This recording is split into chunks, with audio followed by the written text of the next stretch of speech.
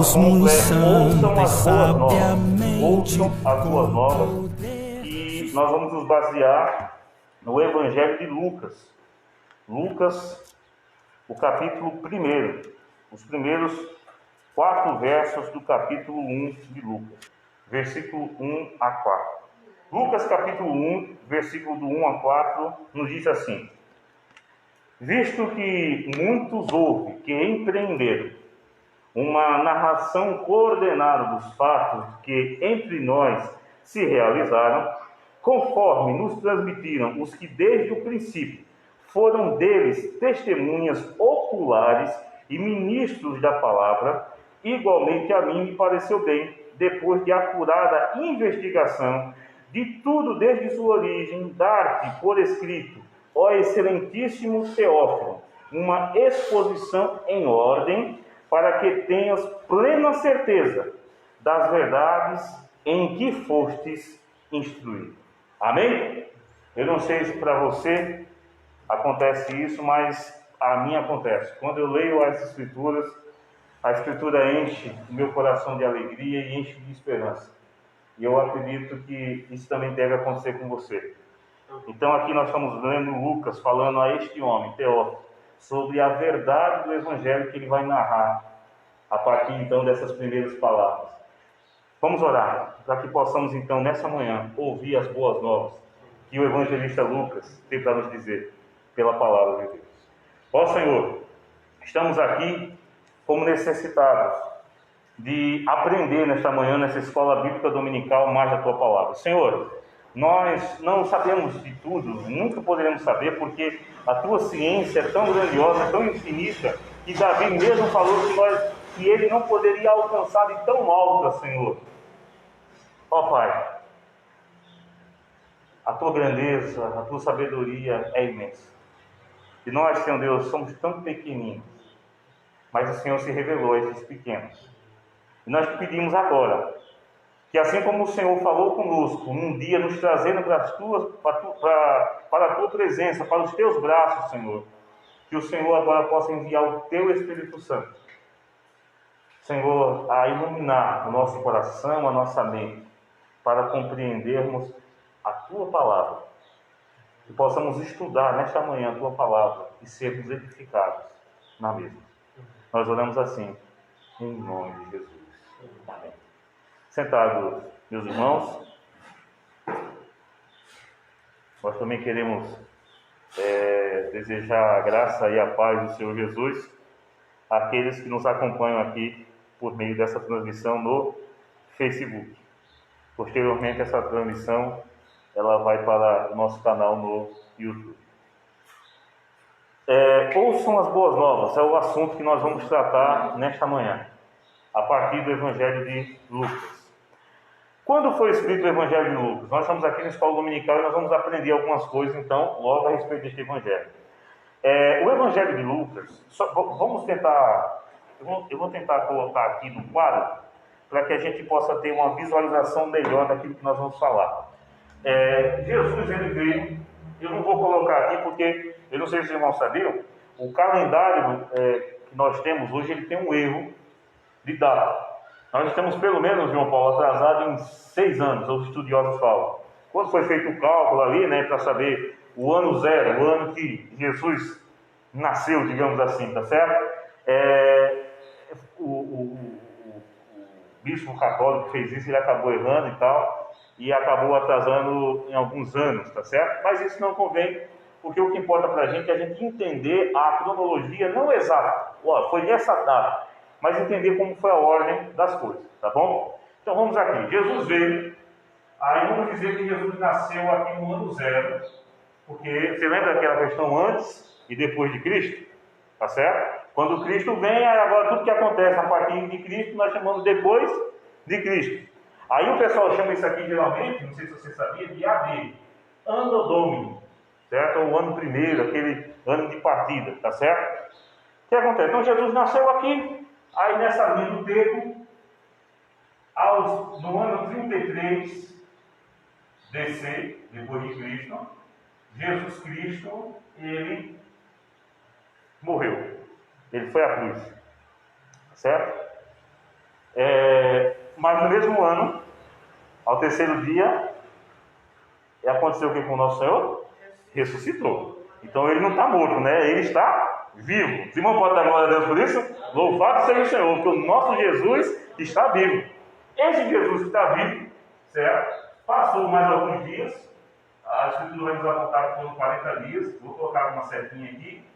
E depois ele foi elevado aos céus. Tudo no ano 33. A igreja começou com uma instituição, no sentido assim de um grupo de pessoas pregar o Evangelho agora, em que época? Também no ano 33. Porque você lembra que depois de 40... Jesus ressuscitou, 40 dias ele ficou com seus discípulos após a ressurreição, talvez ensinando. O que ele fez com os discípulos no caminho de Emaús? Eu acho que Jesus fez muito isso. Ele confirmou a palavra e confirmou a profecia para que os discípulos pudessem compreender realmente, né, essa realidade das verdades a respeito dele. 40 dias depois, Jesus foi assunto aos céus, né? Ele foi recebido aos céus. Recebido aos céus, 10 dias depois, aconteceu o que com a igreja? Eu vou fazer outra setinha, olha aqui. O que é que desceu sobre a igreja? O Espírito Santo no Pentecostes. Descendo o Espírito Santo no Pentecostes, aí a partir daquele dia, a igreja começou. Porque Pedro prega o Evangelho, Simão lembra quantas vidas se converteram naquela primeira pregação? 3.000. E a igreja, a partir daquele momento, ela vai cumprir aquilo que o Senhor falou. Você lembra o que foi que o Senhor falou? Atos capítulo, vós ser-me-eis minhas testemunhas, tanto em Jerusalém, a cidade de Jerusalém, quanto na Judéia, Samaria, que já era um outro povo vizinho, e até os confins da terra. Chegando a nós aqui. Feito isso, a igreja começa a se expandir, a igreja começa a crescer. Aí é necessário que a igreja ela possa documentar o que está ocorrendo, o que está acontecendo com ela, e principalmente a necessidade que a igreja comece a crescer. A igreja começando a crescer, as pessoas vão aceitando Jesus, mas muitos não conhecem a história de Jesus. Ouviram que Jesus é o Salvador. Irmão, isso aqui é importante, deixa eu falar uma coisa para você. As pessoas podem aceitar Jesus, mas sem conhecer perfeitamente a sua história. Porque o Espírito Santo ele pode operar no coração, convencendo um homem do pecado, justiça e juízo. Vamos pegar o novo convertido. O novo convertido entrou na igreja. Aí foi pregado o Evangelho, ele aceitou Jesus como Salvador de sua vida. Ele agora é um crente em Jesus. O novo convertido ele não é obrigado a saber onde fica, por exemplo, a carta de 1 Coríntios. Ele também não é obrigado a saber que o Judas que está na Bíblia, aquele Judas lá da carta, não é o Judas que traiu Jesus. Ele vai aprender isso conforme ele for crescendo na caminhada de fé. Como a gente falou ontem lá na live, né, que a gente fez, o crente é necessário, como a irmã do Carmo falou aqui agora há pouco da nossa conversa, é necessário que o crente ele cresça no conhecimento. Então houve a necessidade da igreja de documentar, escrever a história de Jesus. Mas entenda uma coisa, os evangelhos não é uma biografia. Guarde isso, o evangelho não é uma biografia, ele é um gênero literário diferente. Porque ele não apenas quer contar a história de alguém, mas ele quer mostrar a realidade espiritual a respeito deste alguém. Então, o Evangelho, além de falar sobre Cristo, sobre o enredo, como eu coloquei, né, do que envolve a vida de Cristo, ele quer apontar também a divindade, a soberania, o poder, e quer salvar o pecador. Por isso, o Evangelho ele é chamado de como? Você lembra o termo Evangelho, né, Evangelho, lá do grego, vai significar o quê? Quem lembra? Boas novas. O que são boas novas? Essas novas seriam notícias, para ficar mais fácil para a gente. Então, boas notícias. O Evangelho, então, é a boa notícia que vem de Deus, que vem dos céus, para salvar o homem pecador. Só pergunta aqui, os irmãos entenderam o que eu falei até aqui? Deu para entender? Então vamos continuar. Então há necessidade de escrever os Evangelhos. Tudo indica, não há uma discussão. Eu sei que aqui a gente não está numa faculdade teológica, mas estamos na escola bíblica dominical. Escola para quê? Para aprender, não é isso? Então a gente está aqui para aprender. Existe uma discussão entre os teólogos, qual foi o primeiro evangelho a ser escrito? Alguns vão dizer não, que é a sequência dos livros que nós temos aqui. Mas outros teólogos vão afirmar o seguinte, olha, o primeiro evangelho que a ser escrito, isso é uma discussão da academia. Isso aqui não importa muito para a gente aqui na igreja, mas estou falando para a gente poder entender um pouquinho. Olha, o primeiro evangelho provavelmente a ter sido escrito foi o evangelho de João. Eu não sei se vocês sabiam disso. Alguém sabia disso? Porque o livro de João, o evangelho de João, ele é qual aí na sequência? No Novo Testamento.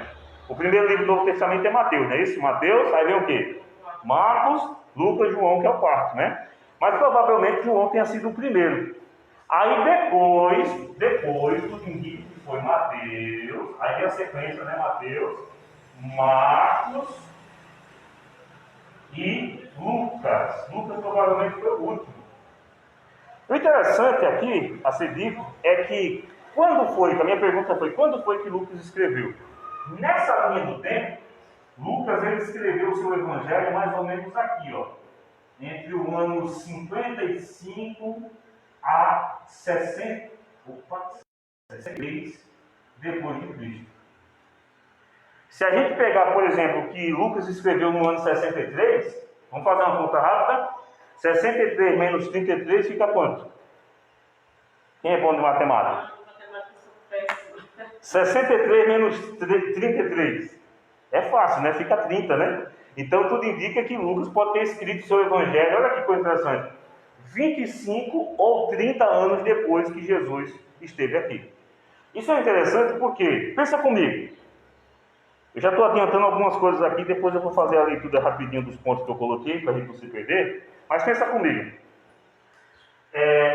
Se alguém tem a idade de Jesus, manda cá, pensa comigo, se alguém tem a idade de Jesus, ali com 30 anos, vamos supor, 25 anos ou 30 anos depois, essa pessoa teria quantos anos, mais ou menos? O cara tem 30 anos, no dia que Jesus, aconteceu a história de Jesus, aquilo tudo, ele viu, né? Ele viu, presenciou. Quando Jesus foi aos céus, ele tinha 30 anos de idade. Mais 30 anos depois, ele vai ter quantos anos? 60. 60 anos da gente hoje, principalmente da gente hoje, o cara está novo. Você concorda comigo? Tem muito velhinho aí de 60 anos, o cara tá, nem parece, olha assim, rapaz. Agora não, que tem um conhecido meu, ele ficou muito debilitado depois do Covid, né? Ele ainda está. Mas antes do Covid, você olhava para ele assim, esse rapaz, esse homem tem 60 anos, tem não. O camarada parece que tem uns 49, 50, o cara é muito novo. Então o que eu quero dizer para você é o seguinte: se Lucas escreveu o seu evangelho mais ou menos 25, 30 anos depois, significa que muitas pessoas que conviveram com Jesus, estavam ainda o quê? Vivas. Isso é interessante porque, vamos voltar para o texto que a gente leu. Veja aí, olha só. Versículo 3. O que é que diz o versículo 3? Igualmente a mim, me pareceu bem, depois de acurada investigação. O que é que Lucas está dizendo? Ele está dizendo que ele escreveu o livro dele, o Evangelho, numa investigação. Ou seja, ele fez igual um jornalista, um historiador. O que é que o historiador ele faz? Olha, por exemplo, se eu quiser estudar sobre o atentado às Torres Gêmeas, o World Trade Center, lá nos Estados Unidos, a primeira coisa, se eu sou um historiador e eu quero conhecer aquilo ali, eu vou conversar primeiramente com parentes das vítimas. Eu vou procurar pessoas que viram aquilo ali, porque teve muitas pessoas que viram. Vou conversar depois com a polícia, né, que investigou o caso. Ou seja, eu vou conversar com pessoas, por exemplo, que foram testemunhas daquilo ali, que investigaram aquilo ali, que ficaram dentro daquele caso. Para quê? Para que eu possa então escrever depois, de maneira correta, o que foi que aconteceu, quais foram o resultado da minha investigação ou o resultado da minha pesquisa. Lucas está dizendo isso. Que o que ele escreveu do carro aqui não foi da cabeça dele. Lógico, ele quando diz isso, ele tem a certeza que ele está escrevendo por meio da vontade de Deus. Porque ele fala aqui,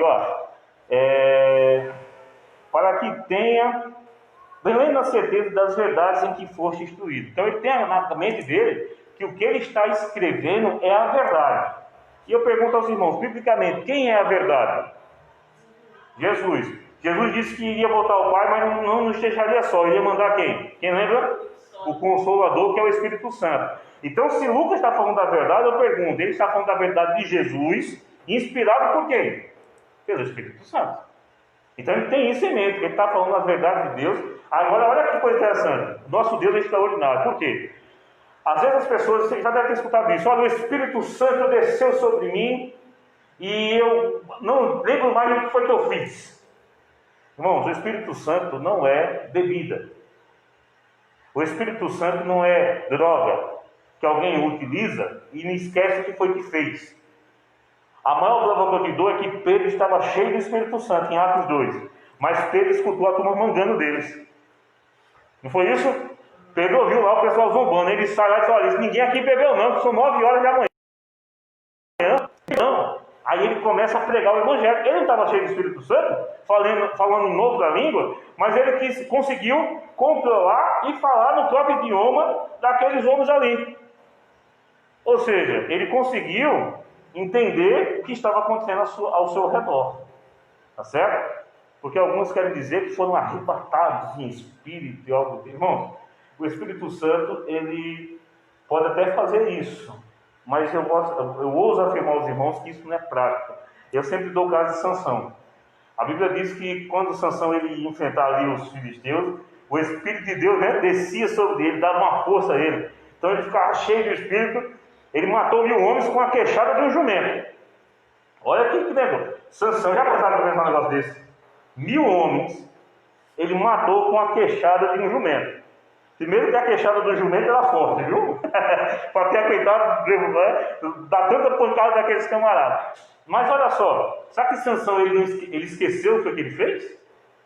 Não, sabia, porque o Espírito estava sobre ele, mas o Espírito não, o que eu quero dizer para os irmãos é que o Espírito Santo não nos tira as faculdades mentais. O Espírito Santo, ele age dentro do nosso ser, dentro da nossa personalidade. Isso é interessantíssimo, por quê? O Espírito Santo, ele não está aqui fazendo o que os espíritas acham que é de Deus ou que é algo bom, né? A psicografia, alguém já ouviu falar sobre isso? Quem ficou famoso no Brasil com isso foi Chico Xavier, não foi? Ele fazia o quê? Fechava o olhinho assim, né? Aí ele dizia que o espírito de algum morto o possuía, né? Ele pegava a canetinha dele lá e... Aí o parente é a letra de papai. Olha que negócio. Não é assim, né? O Espírito Santo ele não faz isso não, porque esse é obra do maligno. O Espírito Santo, nos casos dos autores bíblicos, ele inspirou esses homens. O que é inspirar? Ele conduziu os atos, ele conduziu a situação para que aquilo fosse registrado. Então Lucas, inspirado pelo Espírito Santo, conduzido pelo Espírito Santo, ele então vai escrever. Só que ele vai escrever porque o Espírito Santo o inspirou, colocou nele o desejo dele fazer o quê? Investigar. Eu acho interessante porque talvez... Deixa eu adiantar algumas coisas aqui. Qual é o evangelista que mais fala a respeito da infância de Jesus? Marcos, vamos seguir a sequência para ficar mais fácil, né? Mateus, Marcos, Lucas ou João? Qual dos 4 fala mais sobre a infância de Jesus? Quem os irmãos acham? Não tem problema de errar não. Quem Mateus? O que você acha, João Paulo? João? Irmã Marlene, quem que a irmã acha desses 4? Que falou mais sobre a infância de Jesus? Eu acho que é o nome de João. De João? Eu vou falar para os irmãos quem foi. Lucas.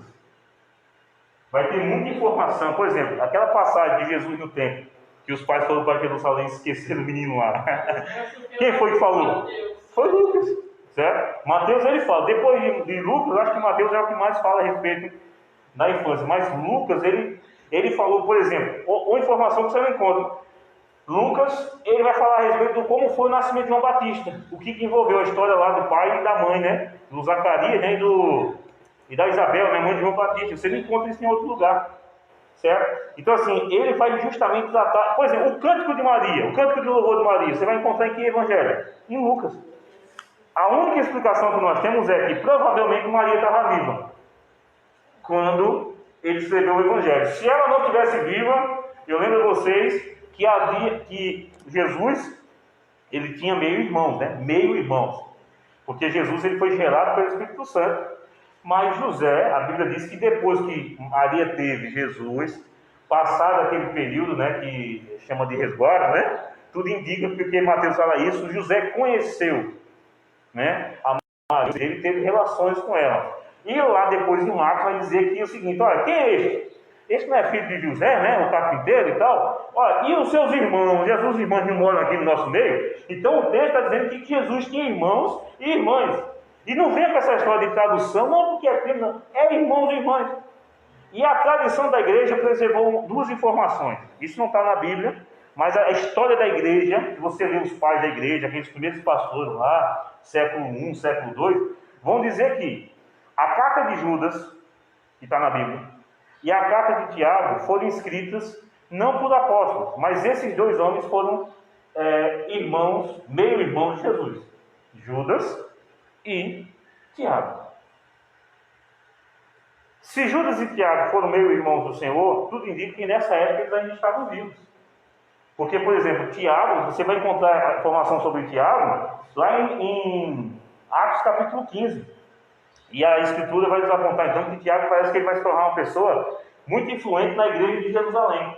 Se isso então realmente aconteceu, Lucas, ele pode não ter conversado com Maria, mas pode ter conversado com Tiago, pode ter conversado com Judas.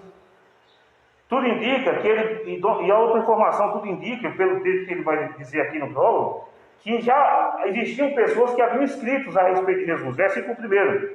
Visto que muitos houve que empreenderam uma narração coordenada. Ou seja, olha, vou explicar aqui para os irmãos.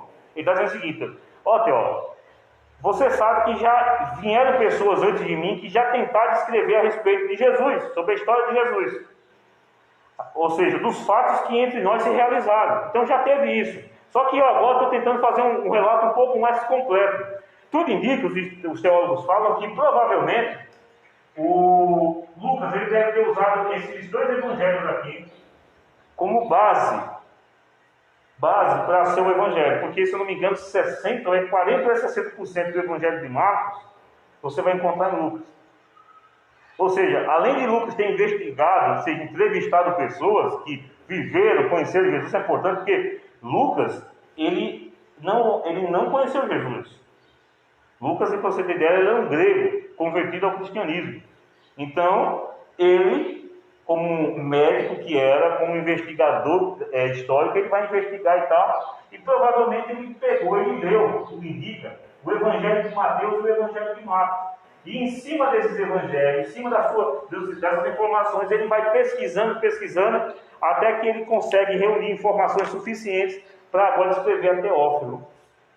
Ele manda para Teófilo esse livro, né, essa carta, esse livro chamado de Evangelho, o Evangelho segundo Lucas.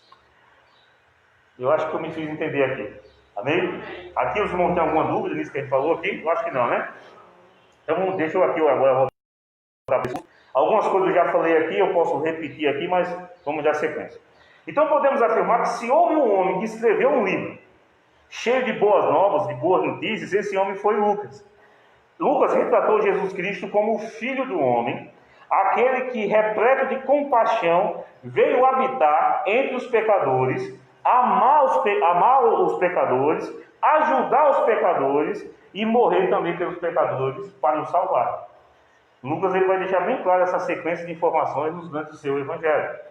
O evangelho de Lucas tem uma mensagem para todos. O evangelho de Lucas não é para alguns. Ele é justamente essa notícia que alcança todos aqueles que quiserem crer em Jesus. Por quê? Porque a ênfase de Lucas é sobre o caráter abrangente de Jesus. Jesus fez distinção de pessoas? Todos aqueles, até que não eram judeus, que foram atrás dele, ele fez o quê, irmão do carro? Abençoou. Eu acho que o caso mais emblemático é o caso daquela mulher Ciro Fenício, né? Senhor, Senhor, ajuda essa mulher que ela vem gritando aí atrás da gente, não foi o discípulo? Olha, eu vim para a casa de Israel, Jesus fala. Mas justamente para mostrar a fé daquela mulher. Aí ela chega, ela entende, né, essa realidade, porque ela, diferentemente da mulher samaritana, tudo indica que aquela mulher havia entendido que a salvação vem dos judeus. Você lembra que Jesus falou isso para a mulher samaritana? A salvação vem dos judeus. Mas eis que chegará o dia que você nem vai adorar nos montes da Maria, nem em Jerusalém, porque os verdadeiros adoradores adorarão o Pai em espírito e em verdade. Então, ela fala o seguinte: olha, mas na casa de um senhor, os cachorrinhos ficam ali esperando, né? Alguma migalha que cai ali para ele poder comer. Então, ela está dizendo o seguinte: olha, eu não sou desse povo, eu não sou dos judeus, mas eu estou esperando justamente a bênção que possa vir de vocês, a bênção que possa vir desse Senhor. E o Senhor da casa é o Senhor Jesus. Aí Jesus, ele fala, não, realmente, então, ele foi lá e abençoou, né? Restaurou ali a vida da filha, né? Se não me engano, daquela mulher. Então, assim, Jesus, ele não fez distinção de pessoas. Isso aqui já tem ensino para nós. Irmãos, eu sei que Imitar a Cristo não é fácil. Imitar Jesus não é fácil. Mas nós temos que tentar. Porque Paulo falou, sede meus imitadores como eu sou de Cristo. Eu sei porque o nosso coração muitas vezes é duro. Eu sei porque o nosso coração muitas vezes ele é cheio, né, de mágoa, de ira. Mas nós temos que olhar para o nosso Senhor e imitá-lo. Em que sentido, pastor, o Senhor está querendo falar? Jesus não fazia distinção de pessoas. E nós temos a mania de fazer. Nós temos a mania de tratar fulano melhor do que ciclano pior. Nós temos a mania de rejeitar pessoas. Não é porque eu não gosto e tal. Olha, irmãos, nós sabemos que nós vamos, geralmente, nosso coração vai se apegar mais a alguma pessoa do que a outra. Mas os nossos braços, o nosso amor cristão tem que estar estendido a todos. Porque o sangue de Jesus foi derramado por mim. O sangue de Jesus foi derramado por você. Jesus derramou o seu sangue na mesma proporção e medida por todos. Até por aqueles que se colocam como nossos inimigos. Então eu sei que isso é difícil, mas nós temos que amar. Nós temos que amar também a estes. E nós temos que estender a mão, assim como Jesus estendeu, para aqueles que não eram do seu povo, ou até mesmo para aqueles que o perseguiram. Eu olho ali por causa de Malco, né? Servo do sumo sacerdote. Pedro foi lá, o pessoal brinca que Pedro, ele era muito ruim com a espada, que ele na verdade queria cortar o pescoço de Malco, mas ele errou, e ele fez o mais difícil, que foi cortar a orelha. Eu não sei se isso é verdade, mas a Bíblia diz que Jesus falou, e assim, e meus olhos se até vêm lágrimas, porque esse amor de Cristo é extraordinário. Porque ele olha para Pedro e diz, Pedro, guarda a espada. Guarda a espada por quê? Porque esse momento, Pedro, eu tenho que cumprir. Eu há pouco orei, ele está dizendo isso a Pedro, eu há pouco orei, Pedro, pedindo ao Pai que se fosse possível ele passasse, mas o Pai disse que não. Eu tenho que beber desse cálice para salvar vocês. E mesmo Malco, fazendo parte daquela turba que quer prendê-lo, que quer massacrá-lo, levar à cruz, Jesus com amor. Eu fico extraordinário quando eu fico pasmo com esse amor, que eu enxergo Jesus ali, pegando talvez no chão aquela orelha daquele homem, e colocando de novo no... Meus irmãos, eu não sei como Malco ficou, mas eu imagino o nosso Senhor olhando os teus olhos de Malco, e dizendo o seguinte, ó Malco, você está junto com essa turma para me prender, mas eu te amo, e eu quero te salvar. E a maior prova disso é que quando ele vai à cruz, ele diz o quê? Pai, não lhe imputes, né? Não coloca sobre eles esse pecado, perdoe, porque eles não sabem o que fazem, estavam ignorantes. Meus irmãos, que amor extraordinário. Eu falo isso porque esse amor também foi por nós. Porque muitas vezes eu e os irmãos aqui, nós temos a mania de querer nos opor a Deus, ou se opor ao agir de Deus. Mas mesmo assim Deus nos ama por cada um de nós. E meus irmãos, Deus tem sido muito bom para conosco. Que Deus extraordinário é o Deus que nós servimos. Que Deus bondoso e que nos falta a palavra. E hoje, domingo, dia da Bíblia, nós estamos aqui diante de nós, essa boa nova. Saber que assim como o Pai enviou o seu Filho para nos salvar, o Pai também enviou a sua palavra para nos alertar sobre esse tão grande amor. E nos alertar que Ele voltará para resgatar aqueles a quem Ele amou. Amém, meus irmãos? Meus queridos, então, Jesus ele não faz distinção, e Lucas quer mostrar isso.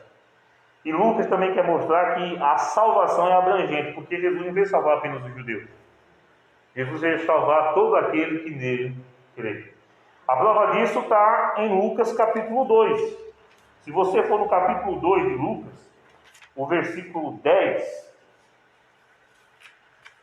diz o seguinte: o anjo, porém, lhes disse, lembra aqui que é a visão dos pastores, lembra dos pastores que estavam no campo e tal, aí os anjos aparecem glorificando, e os anjos dizem o que aqueles homens, olha, o anjo, porém, lhes disse, não temais, eis aqui vos trago boa nova, que é o que o Lucas está trazendo aqui para Teófilo, a boa nova do Evangelho, esse que vos trago a boa nova de grande alegria, que o será para todo o povo.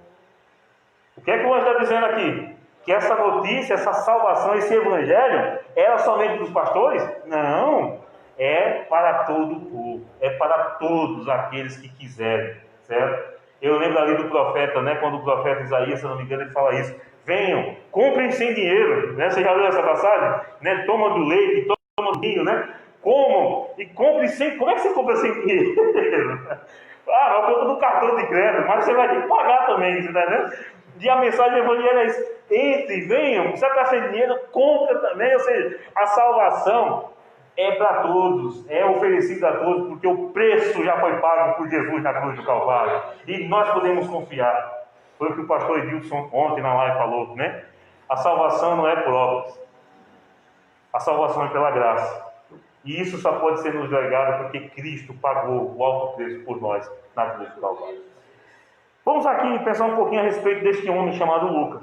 O nome Lucas, ele é citado apenas 3 vezes no Novo Testamento.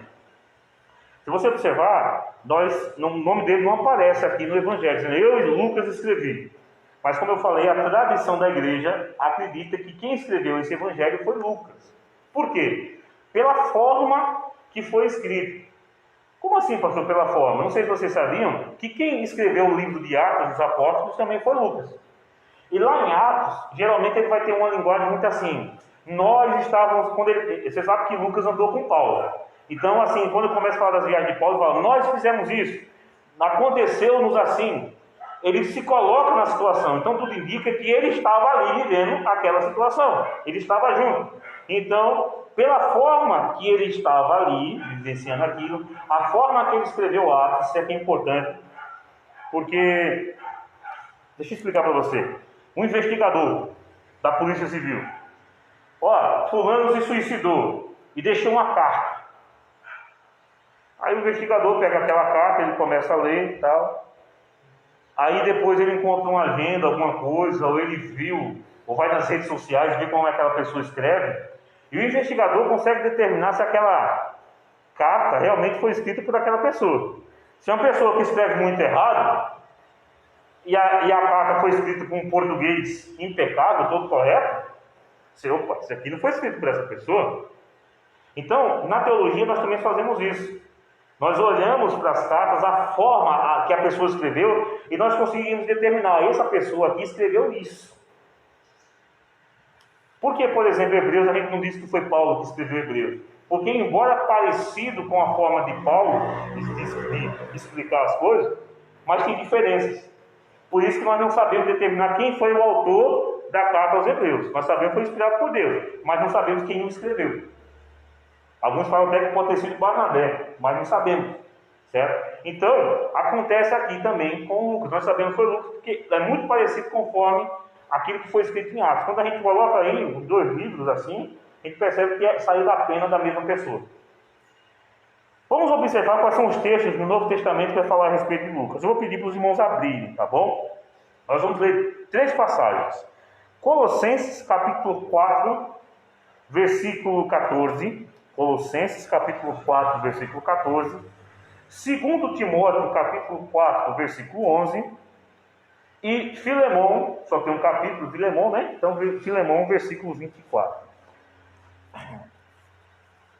Eu vou aqui já abrir em Filemão. E os irmãos procuram aí Colossenses e Timóteo, tá bom? Vamos lá, quem achou Colossenses 4,14, por favor? Quem achou? Eu vou pedir, se você achou, se você encontrou aí, até para a sua voz sair melhor aqui na transmissão, você pode tirar sua máscara e fazer a leitura, depois você coloca a máscara sem problema, tá bom? Colossenses capítulo 4, versículo 14. Quem achou? Saudade, Lucas, o médico amado, e também Deus. Então ele diz assim, saudai, né, também Lucas, o médico amado. Ele está dizendo então que Lucas, ele era o quê? Qual é a tradução de Lucas? Médico. A gente já sabe mais uma informação sobre Lucas. Lucas era o médico. Vamos agora aqui para 2 Timóteo, capítulo 4, versículo 11. Tem um filme novo, antes do irmão ler, tem um filme novo sobre Paulo. Não sei se vocês já viram. Paulo, o apóstolo, alguma coisa. Ele está no YouTube. E depois eu vou ver se eu encontro o link. E vai contar muito legal esse filme, que vai falar muito sobre Paulo, mas também vai se basear muito sobre a vida de Lucas. Porque Lucas, tudo indica, ele andou com Paulo até na hora da morte de Paulo ali. Lucas esteve junto ao apóstolo Paulo, tá bom? Eu vou depois mandar lá no grupo da igreja para você assistir. 2 Timóteo, capítulo 4, versículo 11. Só Lucas está comigo. Toma Marcos a trazer contigo, porque me é muito útil para o ministério. Só 11. Só Lucas está comigo. Toma Marcos a trazer contigo, porque me é muito útil para o ministério. Observe, não sei se você sabia, essa segunda carta de Timóteo, os historiadores falam que ela foi escrita uma semana antes de Paulo ser decapitado em Roma. Então Paulo escreveu isso aí uma semana antes de morrer. Então ele estava perto da sua morte já. É nessa famosa carta que vem a expressão, né? Combati o bom combate, já deve ter lido isso. Então a gente já sabe que Lucas esteve com quem? Com o apóstolo Paulo. Esteve com Paulo. E esteve com Paulo até os últimos dias de Paulo. Foi isso? Vamos lá.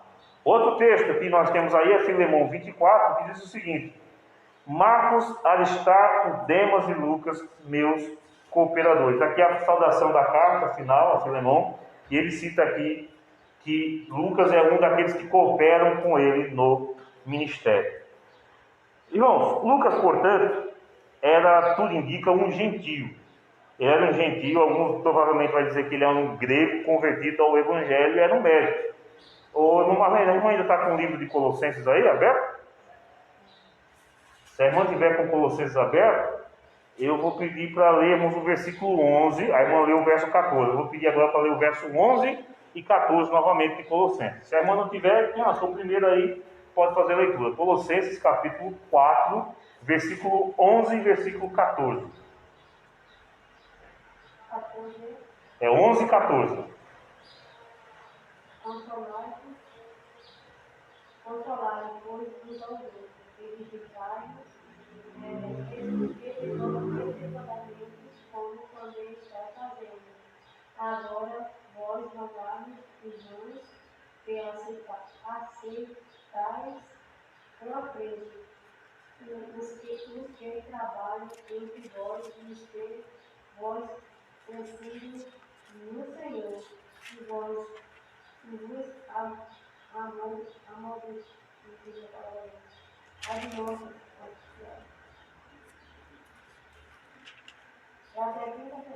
É o 11 e o 14. Colossenses 4, versículo 11 e 14. Exaltados também, que admoestais e consolais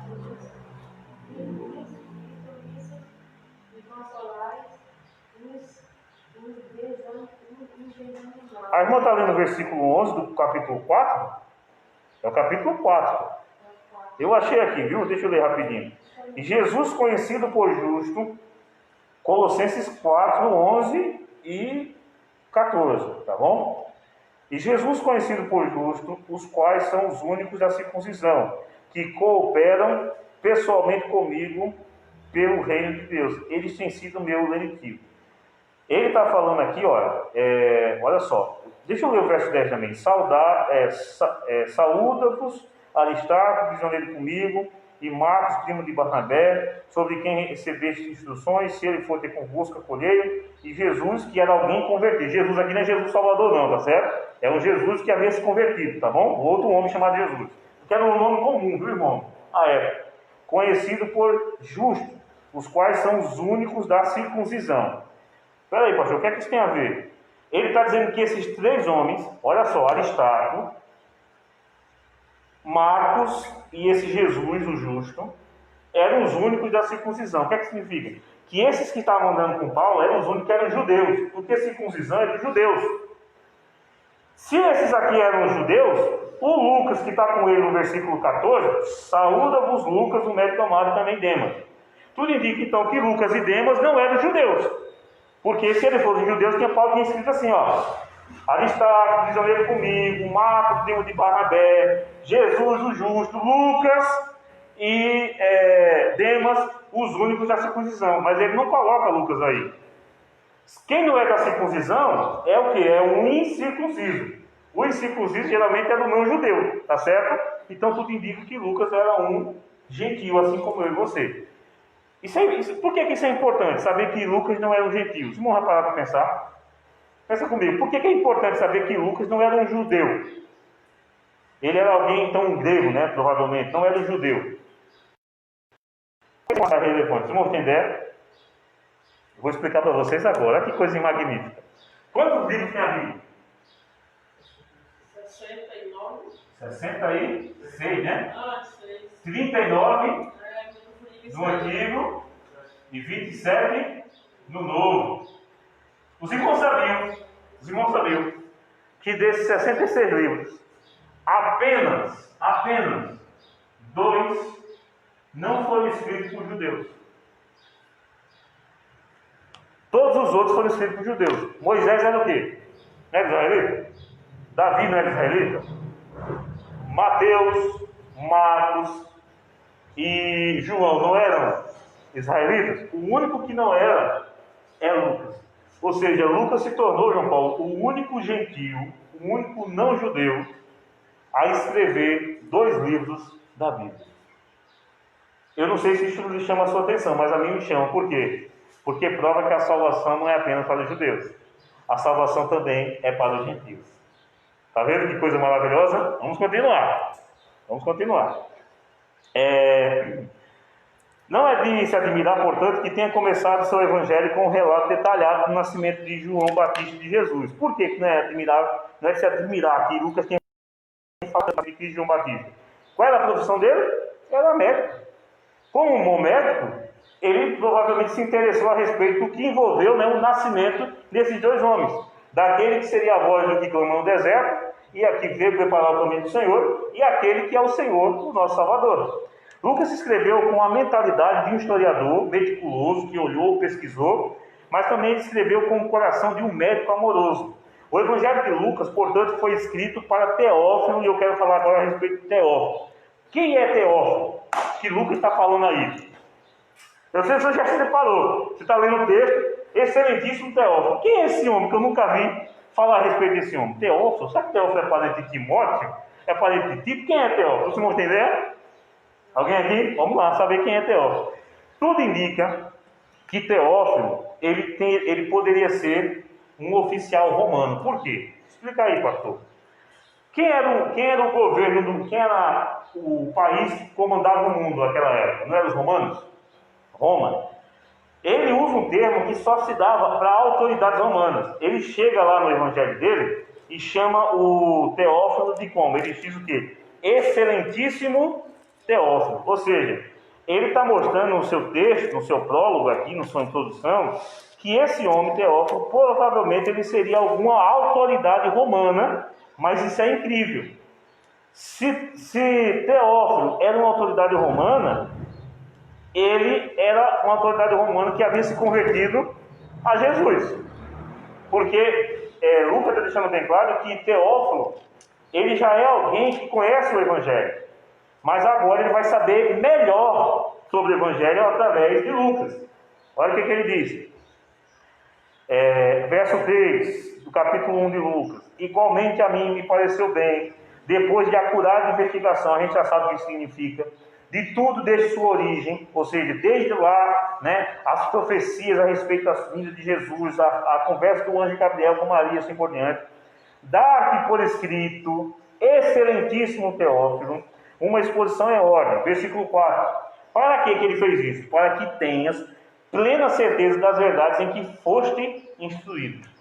Deixa eu explicar por que eu estou dizendo que Teófilo era um oficial romano que havia se convertido. Você sabe qual é a palavra instruído aí? Vamos entender? O termo instruído aí pode ser traduzido por instruído, informado ou ensinado. Então aí poderia estar em qualquer uma dessas palavras aqui. A minha Bíblia aqui, na minha tradução, que é ao meio da, se não me engano, revista corrigida, está instruído. Eu acredito que na dos irmãos também está essa palavra instruído, né? Se eu não me engano. Então vamos lá. Essa palavra aí é a palavra que dá origem a um termo que nós usamos no português chamado de catecúmeno. Alguém já ouviu essa palavra? Catecúmeno. O menino vai para a catequese lá da igreja católica. O que é que ele é? A gente chama de catequista, né? Mas está errado. O nome correto é catecúmeno, certo? O que seria um catecúmeno? É aquele que está sendo instruído na catequese. Catequese significa o quê? Né? Instrução, ensino. A palavra instruído aqui é a palavra que dá origem à palavra catecúmeno e à palavra catecismo, catequese. Ou seja, os irmãos têm um catecismo, não tem? Catecismo de Heidelberg. Os irmãos com catecismo de Heidelberg estão estudando o quê? A palavra de quem? De Deus. O catecismo está te ajudando a estudar a palavra de Deus. Então preste atenção aqui comigo. Se Lucas está dizendo que o Teófilo ele é um catecúmeno, ele é alguém que está tendo uma catequese, significa que Teófilo estava aprendendo já a palavra de quem? De Deus. Mas que agora esse Teófilo iria receber mais informações a respeito de Jesus, por meio do Evangelho de Lucas. Ou seja, Teófilo já era uma pessoa crente. Teófilo era um crente convertido. Isso é extraordinário. Por quê? Porque a gente acha que os romanos só vão se converter, né? Lá na época de Constantino, nada disso. Olha, aqui já, então na década de 50 ou 60 depois de Cristo, já haviam romanos, gente do poder de Roma, João Paulo, se convertendo a Jesus Cristo. Ou seja, a mensagem do Evangelho, volta de novo. As boas novas do Evangelho é para todos, até para aqueles que são ricos ou são autoridades. Então, assim como eu e você, que somos pessoas simples, nós servimos a Cristo, o presidente do Brasil também precisa fazer, o prefeito da nossa cidade também precisa fazer, o juiz da nossa cidade precisa fazer. O Evangelho é oferecido a todos aqueles que quiserem crer em Jesus. Então, o que acontece? O Teófilo, tudo indica, ele é um oficial romano, certo? Que havia se convertido ao Evangelho. Lucas teve que encontrar, portanto, e avaliar documentos, entrevistar pessoas certas e organizar seu material, assim como qualquer historiador, como nós lemos aqui nos versos 1 a 4. Lucas, portanto, tinha por objetivo que os seus leitores fossem fortalecidos na fé e encontrassem a verdade da mensagem cristã. É importante que Lucas ele sabia que ele estava escrevendo para Teófilo. Por quê? Deixa eu explicar isso aqui. Talvez, não é certeza, viu, irmãos? Como Teófilo era um oficial romano, tudo indica que Teófilo tinha o quê? Dinheiro. Então, talvez Teófilo ele ajudou e custeou, né, Lucas nessas suas viagens para ele poder investigar e escrever o Evangelho. Ou seja, talvez Teófilo foi aquela pessoa, irmão do Carlos, que estendeu a mão e disse assim: ó, Lucas, eu vou pagar as despesas para que você possa pesquisar e você possa escrever. Lucas, sabendo disso, ele sabia que Teófilo ia pegar aquele texto que Lucas escreveu e ia guardar em casa. Se Teófilo era um cristão, um oficial romano convertido à fé cristã, ele também, diferentemente dos crentes de hoje, tem uns crentes de hoje que não gostam de igreja, né? Eu sou crente, mas só aparece na igreja uma vez. O irmão sabia que tem crente que está planejando passar a virada de ano longe da igreja. Eu fico doido com um negócio desse, fico doido. Porque se a igreja é a nossa família e a igreja é o que nos une em Cristo Jesus, né, o povo de Deus, o melhor lugar que tem para passar uma virada de ano é onde, irmão? Na igreja com os irmãos, com meus irmãos, junto à casa do meu pai. Não é isso? Meu irmão, tem gente que está planejando já. Está entendendo? E Teófilo, eu tenho certeza que ele não era desses crentes. Teófilo tinha dinheiro, tinha poder, mas ele tudo indica que tinha igreja. Lógico, não é igreja assim com o nome, era reunido nas casas. Então Teófilo deve ter feito o quê, João Paulo? E Lucas sabia disso. Que ele ia pegar o Evangelho e não ia guardar para si. Provavelmente Teófilo levou também para quem? Para os irmãos da igreja, para serem vendidos na igreja. Se foi para a igreja, os irmãos podem ter certeza que pessoas pegaram, que essa era uma prática da igreja, e fizeram o quê? Copiaram. Como é que fazia uma cópia de um texto? Lá, levou lá no meu primo, lá no João Pedro, para tirar xerox? Era assim? Não. Tinha que pegar e escrever. Então, provavelmente, pessoas lá, a igreja de Teófilo, devem ter copiado e passado para as igrejas. Lucas sabia que o que ele estava escrevendo não ia ficar para uma pessoa só, ia chegar às igrejas. Mais uma vez eu digo, é Deus inspirando a palavra e é Deus preservando a sua palavra. Porque alguém pode perguntar assim, mas eu já ouvi isso, pastor, nós sabemos que, por exemplo, Paulo escreveu 4 cartas para a igreja de Corinto. Tudo indica que a nossa primeira e segunda carta de Corinto na Bíblia, na verdade, é a segunda e a quarta. Se perdeu a primeira e se perdeu a terceira. A pergunta que algumas pessoas podem fazer: por que então se perdeu? E se um dia for encontrar essas cartas, elas vão entrar na Bíblia? Qual é a resposta que a gente pode dar para isso? Não. Porque se fosse para estar na Bíblia, Deus havia preservado a sua palavra. Irmãos, o que é para nós, o que é para a nossa salvação, Deus vai preservar. Se a Bíblia chegou, João Paulo, a nós aqui, foi porque Deus preservou a sua palavra para chegar. E Deus preservou os livros, irmão do Carmo, que Ele queria que estivessem nas nossas mãos. Só para deixar esse ponto aqui. E se descobrir? Ok, descobrir a gente vai ler tudo, mas a palavra inspirada foi essa. E é essa que nós vamos ter como nos guiar, nossa regra de fé e prática, tá bom? Então, a gente aprendeu sobre a questão do ser instruído, vamos pular aqui. Vamos agora para o versículo 1. Eu poderia colocar aqui, para a gente tentar olhar agora o texto, e dizer o seguinte aos irmãos, que a fé cristã, ela é universal em seu escopo e verificável em seus efeitos. Em outras palavras, a fé em Jesus é oferecida a todos, é universal. Em que sentido? Ela pode atingir todas as raças, todas as línguas, todas as nações. E também a fé cristã não é algo, não estamos falando da mitologia. Por exemplo, Deus grego, Zeus, né? E tal, aquela coisa toda. Não estou falando disso não. A fé cristã, ela é verificável, ou seja, ela pode, João Paulo, ser comprovada. E a prova disso é o que Lucas fez. Versículo 1, vamos voltar para o versículo 1. Visto que muitos houve que empreenderam uma narração coordenada dos fatos que entre nós se realizaram. Haviam pessoas, então, antes de Lucas, que já haviam tentado escrever evangelhos em cima daquilo que eles haviam vivido. Ou seja, aqueles fatos que aconteceram aqui na vida de Cristo poderia ser facilmente verificado, ser investigado para se comprovar se era verdade ou não. Se fosse mentira, irmãos, com toda certeza, Lucas não teria escrito. Vamos continuar. Irmãos, Marcos e Mateus já haviam provavelmente então escrito sobre a vida e os feitos do Senhor Jesus. O nascimento, vida, morte e ressurreição de Jesus cumprem tudo que o Antigo Testamento predisse a respeito do Messias.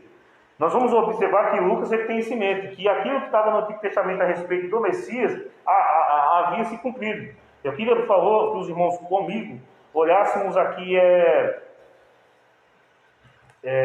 Lucas, capítulo 24, já no finalzinho do Evangelho de Lucas 24, nós vamos ler alguns versos aí. Nós vamos ler o versículo 25 a 27 e depois 44 a 47. Lucas 24, versículo de número 25. Então lhes disse Jesus: honestos e tardos de coração, para crer tudo o que os profetas disseram. Porventura não convinha que o Cristo padecesse e entrasse na sua glória? E começando por Moisés, discorrendo por todos os profetas, expunha-lhes o que a seu respeito constava em todas as Escrituras. Lucas fez questão de registrar que Jesus falou para os discípulos no caminho de Emaús que o Antigo Testamento falava a respeito dele e que havia se cumprido. Se você pular agora para o versículo de número 44, vai dizer o seguinte: 44 até o 47. A seguir, Jesus lhes disse as palavras que eu vos falei, estando ainda convosco, importava se cumprisse tudo o que de mim está escrito na lei de Moisés, nos profetas e nos salmos. Então lhes abriu o entendimento, para compreenderem as Escrituras. Aí diz o verso 46, e lhes disse: assim está escrito, que o Cristo havia de padecer e ressuscitar dentre os mortos no terceiro dia, e que em seu nome se pregasse arrependimento para a remissão de pecados a todas as nações, começando de Jerusalém. Mais uma vez, Lucas registra que Jesus está ensinando que as profecias do Antigo Testamento haviam se cumprido na sua pessoa. Então, podemos afirmar aqui com toda certeza: existe outro Messias? Não, só existe esse Messias. Os judeus estão esperando aí, né, um Messias. Mas esse Messias que os judeus estão esperando está muito errado. Está muito equivocado o entendimento dele, porque o Messias já veio. E infelizmente o pregado na cruz, mas ao terceiro dia ele ressuscitou e está dentro de Deus Pai, o Todo-Poderoso. Portanto, nós podemos afirmar que a inspiração do Espírito Santo aos autores bíblicos, no caso Lucas é um desses, não nega o uso de fontes informativas. O que o Espírito Santo garante, no caso, é a infabilidade bíblica e a veracidade na narrativa. Deixa eu explicar o que eu quero dizer. Meus irmãos, a Bíblia é inspirada por Deus, não é? A Bíblia é escrita por homens, mas conduzida a sua inspiração por Deus. Como eu falei, Deus não fez psicografia. Não. Deus fez o seguinte: Ele conduziu os fatos para que aqueles que fossem inspirados por Ele pudessem escrever dentro da vontade dEle, para que Ele pudesse, então, deixar para nós. É importante dizer, por exemplo, nós vamos encontrar, por exemplo, você vai encontrar lá em Daniel, uma carta, um documento de Nabucodonosor. Já leu? Quando Nabucodonosor, ele depois, que ele vai lá ficar como um animal, depois que ele volta à sua racionalidade, ele escreveu um decreto mandando o seu reino. Aquilo ali, em tese, não é palavra de... Deixa eu explicar. Aquilo ali, uma pessoa como um ódio assassino. Isso aqui não é palavra de Deus, porque foi escrito por um rei ímpio chamado Nabucodonosor. Mas Daniel pegou aquilo, irmão Marlene, e escreveu no seu livro. O ato de Daniel pegar aquele texto de Nabucodonosor, reconhecendo o Deus do céu, Todo-Poderoso, e escrever no seu livro, significa que aquelas palavras que Nabucodonosor falou, Deus queria que ficasse registrado. Então, a partir daquele momento, aquilo que aquele homem escreveu, aquilo ali que ele escreveu, é a palavra de Deus, porque Deus inspirou para que Daniel escrevesse. Não estou dizendo que o Espírito Santo falou assim: Daniel, pega e escreve, você está me entendendo? Talvez o coração dele desejou aquilo ali e escreveu. Por quê? Porque ele estava inspirado pelo Espírito Santo. Ok? Só para a gente poder entender isso.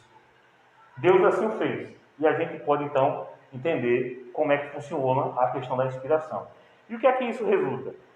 Resulta que Deus ele permitiu que os autores bíblicos pudessem se informar, como foi o caso de Lucas. Lucas pesquisou.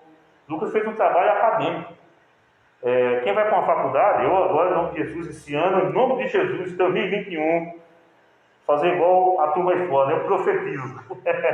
E eu vou terminar a minha faculdade. Então agora, em 2021, eu vou fazer a minha tese para poder entregar lá o meu TCC e tal. Estava conversando com a minha professora a respeito disso. Eu vou ter que pesquisar, vou ter que comprar livros, entendeu, lugar? Vou ter que pesquisar para fazer o meu trabalho de conclusão de curso. Lucas mais ou menos fez isso, ele fez uma pesquisa. Só que é um detalhe: quem estava por trás, atuando, para que ele pudesse escrever o que ele escreveu, foi o Espírito Santo. Por quê? Porque o Espírito Santo ele vai usar esses elementos para garantir uma coisa, que é o que Deus garante, a infabilidade. O que é infabilidade? Alguém sabe aqui? Não sei se você já viu isso. Os católicos falam que o Papa é infalível. Já viu isso? O Papa é infalível. Nós entendemos que o Papa é extremamente falível. O que é infalível, ou seja, possui infabilidade, é a Bíblia. E o que é infabilidade? Significa que não tem erros, não contém contradições. Tá certo? O que falou é a verdade, ou seja, o conteúdo que ali está é verdade. O que o católico ele pensa o seguinte: tudo que o Papa escreve é verdade. Aí eu pergunto aos irmãos: será que é verdade isso? Se é, por exemplo, eu sempre fico nessa dúvida, João Paulo. O Papa Pio XI, se eu não me engano, posso estar equivocado porque eu não conheço os papas aí, mas ali o Papa, depois da Segunda Guerra Mundial, ele escreveu que o comunismo era errado e que um católico que fizesse parte tinha que ser excomungado da igreja. E a gente aqui no Brasil tem uma chamada teologia da libertação. Não sei se você ouviu falar nisso.